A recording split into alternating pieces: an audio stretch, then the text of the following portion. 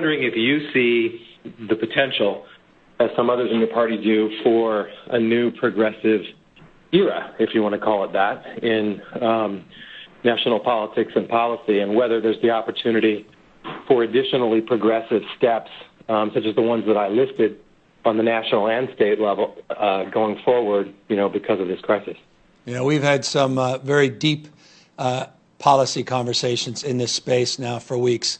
Let us remind, despite the fact that California was running historic economic output in terms of our GDP growth, in terms of our net, from job creation to low unemployment to record reserves, surpluses, the wealth distribution, the income inequality was not something that was substantially improving. And that's the case across the rest of the world. As IT and globalization detonate at the same time, you're seeing that concentration in fewer and fewer hands, the middle class feeling squeezed. Increasingly, the trend lines were suggesting what is self-evident become a headline, and that is we were going from a three-class society to a two-class society. So something was fundamentally flawed in that global context, manifested quite acutely here in the state of California, the richest and the poorest state, with a number of the most impoverished metros in the country. And we've long been struggling to address those issues.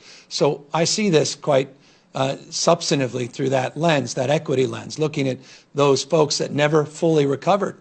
And you look at medium wages for folks coming out of 08, 09 and the Great Recession that haven't fully recovered, even today that are struggling.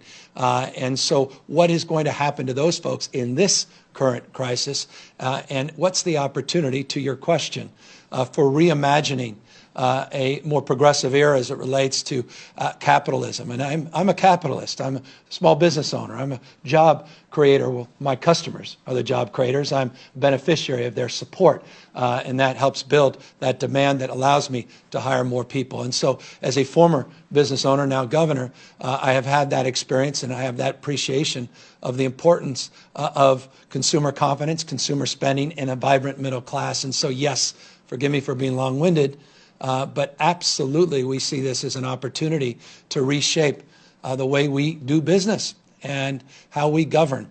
And that shouldn't put shivers up the spines of, one party or the other. I think it's an opportunity anew for both parties to come together and meet this moment and really start to think more systemically, not situationally, not just about getting out of this moment, but more sustainably and systemically, to consider where we can go together this historic moment if we meet it at a national level and a state and subnational level.